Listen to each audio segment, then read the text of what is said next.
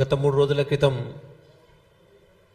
పెద్దలు మందకృష్ణ మాదిగ గారు చేసినటువంటి వ్యాఖ్యలు బ్రాహ్మణ సమాజాన్నే కాదు హిందూ సమాజాన్ని కూడా తీవ్రంగా బాధించాయి. పెద్దలు ఇంతకుముందు చెప్పినట్టుగా మీరు అవగాహన లోపంతోనే ఇటువంటి మాటలు మాట్లాడారు. తప్పకుండా ఈ మాటలు మీరు వెనక్కి తీసుకోవాలని బ్రాహ్మణ సమాజమంతా కూడా డిమాండ్ చేస్తూ ఉంది. దాంతోపాటుగా బ్రాహ్మణులే అర్చకులుగా ఉండాలా, బ్రాహ్మణులే పురోహితులుగా ఉండాలా, వీరికి ఇది పెటెంట్ హక్కు అన్నారు.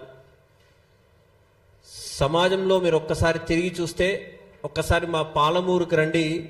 పాలమూరులో ఉన్నటువంటి సుప్రసిద్ధ క్షేత్రాలు మన్యంకొండ, బీచ్పల్లి, కురుమూర్తి, కందూరు ఇట్లాంటి అనేక క్షేత్రాల్లో బ్రాహ్మణేతరులే అర్చకులుగా ఉన్నారు. ఇది నేను చెప్పే మాటలు కాదుగా, చక్కగా మీకు గవర్నమెంట్ కూడా, మీకు ప్రభుత్వం కూడా మీకు ఆ తగినటువంటి సమాచారం ఇస్తుంది. దయచేసి ఇట్లాంటి మాటలు మాట్లాడేటప్పుడు దాంతోపాటుగా ఇంకొక మాట మీరు మాట్లాడారు. సనాతన ధర్మమే గొప్పదే అయితే ప్రపంచమంతా ఎందుకు వ్యాపించలేదు, క్రిస్టియన్ లాగా ముస్లిమ్స్ లాగా ఎందుకు వ్యాపించలేదు అని మీరు ప్రశ్నించారు. సనాతన ధర్మం గొప్పది కాబట్టే వ్యాపించలేదు. మేము మదర్ తెరిసా లాగా నేను సేవ చేస్తానని వచ్చి లక్షలాది మందిని మేము మతాంతీకరణ చేసుకోలేదు.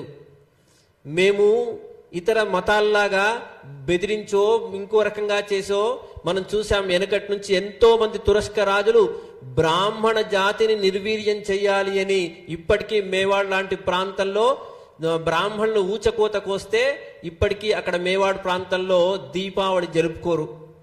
కాశ్మీర్ పండితుల సంగతి ఏంటి?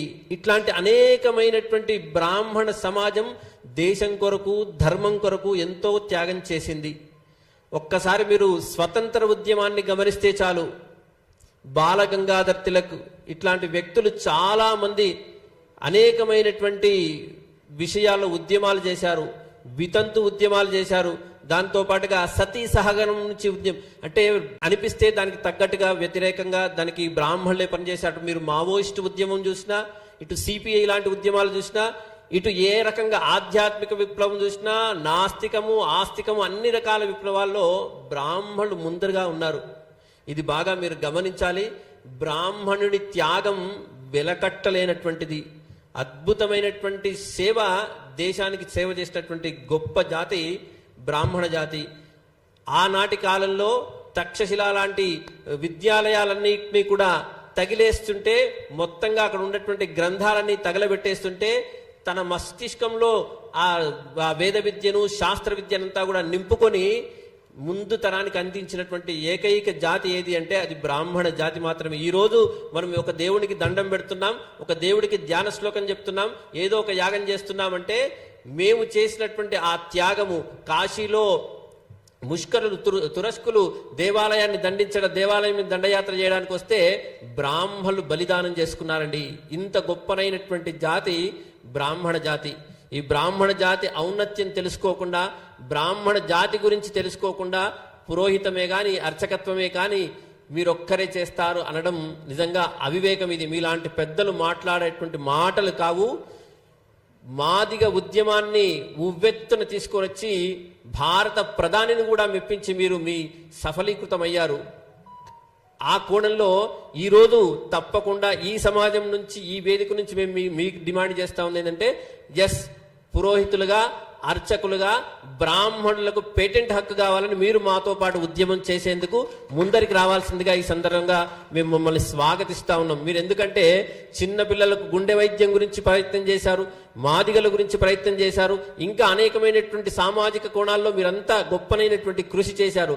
ఇది కూడా బ్రాహ్మణ జాతి దేశం మొత్తంలో మ్యాక్సిమంగా ప్రయత్నం చేస్తే ఒక 3% ఉండదు, 4% ఉండదు.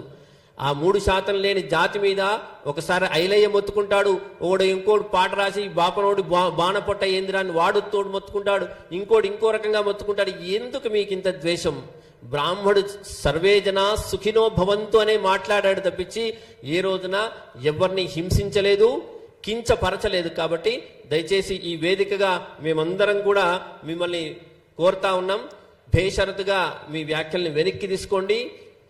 లేని పక్షంలో ఖచ్చితంగా ఇది తీవ్రమైనటువంటి ఉద్యమం దిశగా, ఎందుకంటే బ్రాహ్మణ జాతి తనను తాను రక్షించుకోవడానికి, తను రక్షించుతూ హిందూ జాతిని కూడా రక్షించడానికి ఒక ప్రయత్నంలో ఇది పెద్ద ఉద్యమం మీరే వేసినటువంటి మొదటి అడుగుగా అవుతుంది. కాబట్టి దయచేసి ఇక్కడ నుంచి మేము మీకు డిమాండ్ చేస్తా ఉన్నాం, మా మీద, హిందూ సమాజం మీద మీరు వేసినటువంటి ఈ వ్యాఖ్యలను వెనక్కి తీసుకోవాల్సిందిగా కోరుతూ, దాంతో పాటుగా అనేకమైనటువంటి విషయాలు మీరు తప్పుగా మాట్లాడి ఉన్నారు, అవన్నీ కూడా ఒకసారి మీరు సరి చేసుకోండి.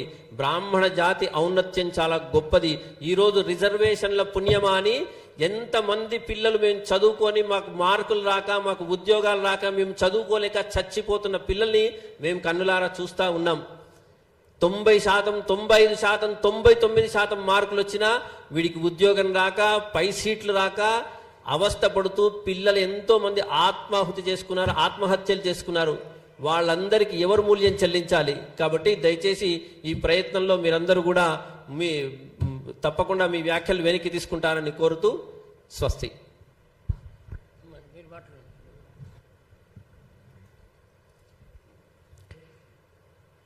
అందరికీ నమస్కారం. నా పేరు శ్రీరంగం గోపీకృష్ణమాచార్యుడు, హరిహర అర్చక సంక్షేమ సంఘం నుంచి హైదరాబాద్. ఈరోజు బ్రాహ్మణ్యం మీద, బ్రాహ్మణ జాతి మీద, అర్చకత్వం మీద, పురోహితం మీద మరియు వేద పండితుల మీద మాట్లాడడం అనేటువంటిది చులకన భావనగా ఇప్పుడు తయారైంది. ముఖ్యంగా ఈరోజు సర్వే జనా సుఖినో భవంతు అని సూర్యోదయం కంటే ముందే బ్రాహ్మడు లేచి సంధ్యా అనుష్ఠానాది కార్యక్రమాలు చేసుకొని దేవాలయంకు వెళ్ళి స్వామిని నిద్రలేపి, స్వామి మన సమాజంలో అందరినీ బాగుండాలి, అందరినీ మంచిగా చల్లగా చూడ్చండి అంటే వచ్చినటువంటి భక్తుడు మరి ఆర్యవైశ్యుడా, బ్రాహ్మడా, లేదా క్షత్రియుడియా, ఇంకా మిగతా ఏ వర్ణంతో ఉన్నటువంటి వాడని చూడకుండా అందరికీ కూడా తీర్థము శఠారి ఇస్తూ చల్లగా ఉండు తండ్రి, శతమానం భవతి అని శఠారి ఇచ్చి అక్షతలు వేసి సమున్నతంగా అన్ని కులాల యొక్క అభిమానం చూరగొన్నటువంటి వృత్తి ఈరోజు అర్చక వృత్తి. దేవాలయంలో మేము మనుషులను చూసి వచ్చిన తర్వాత కులం అడిగి మేమెన్నడూ కూడా అర్చనలు చేసినటువంటి దాఖలాలు లేవు, ఉండవు కూడా. రెండవది ఏంటంటే, మీరు అర్చక వ్యవస్థనే రద్దు చేయాలని అంటున్నారు. అది ఎంతవరకు సమంజసం? మేము అర్చకులుగా ఉండేటువంటి అధికారం లేదని మీరు భావిస్తున్నారా? ఏ రకంగా భావిస్తున్నారు? గుర్తుపెట్టుకోండి, బ్రిటిష్ కాలం నుంచి కూడా అయ్యా ఎట్లా చేయాలి, యుద్ధం ఎట్లా చేయాలి, భారతదేశాన్ని ఎట్లా మనం స్వాధీనం చేసుకోవాలని చెప్పి బ్రిటిషర్లు ఆలోచన చేసిన సందర్భంలో ఒకానొక బ్రిటిషర్ అన్నాడంట, అయ్యా మీరు యుద్ధం చేస్తే, ఏదో కొల్లగొడితే భారతదేశం మన ఆధీనం కాదు, కేవలం సంస్కృతి సాంప్రదాయాలను నిలబెడుతూ తన జీవితాలను త్యాగం చేస్తూ ఓన్లీ సమాజ శ్రేయస్సుకే నిలబడ్డటువంటి ఏకైక జాతి ఉంది బ్రాహ్మణ జాతి, దాన్ని కొడితే మనం ముందుకు వెళ్ళొచ్చు అని చెప్పి ఆనాటి బ్రిటిష్ కాలంలో ఇది బీజం పడింది. ఆ రోజు నుంచి బ్రాహ్మణి పైన, అర్చకత్వం పైన అనేక విధములైనటువంటి దాడులు జరుగుతూనే ఉన్నాయి. గుర్తుపెట్టుకోండి, ఏ రోజు కూడా బ్రాహ్మడికి మిగతా వారికి ఉన్నటువంటి సౌలభ్యం ఏది లేదు. ఎన్నో నియమ నిబంధనల చేత, ఆహారపు అలవాట్ల చేత వారి యొక్క దైనందిన కార్యక్రమాన్ని నిర్వర్తించుకుంటూ ముందుకు వెళ్ళేటువంటి సాంప్రదాయం మనం చూస్తున్నాం. అర్చకులను మనం చూసుకుంటున్నాం. గుర్తుపెట్టుకోండి, ఊళ్ళలో ఈ రోజు వరకు కూడా అన్ని కులాలతోటి ఒక గౌండ్లైనతోటి కూడా మేము మామాని సంబోధించిన సందర్భం, మిగతా వాళ్ళందరితోటి సమాజంతో మమేకమైనటువంటి సందర్భం ఉంది, కానీ ఎవరితోటి కాంట్రవర్సీ అయినటువంటి సందర్భం లేదు. దయచేసి ఈరోజు థ్యాంక్ యూ అయ్యా. మరి మా దగ్గర ఈ సమావేశం ద్వారా మేము మీడియా వారిని, అలాగే సమస్తమైన రాజకీయ నాయకుల్ని, భారత ప్రభుత్వాన్ని, అలాగే రాష్ట్ర ప్రభుత్వాన్ని ముందు ఒక డిమాండ్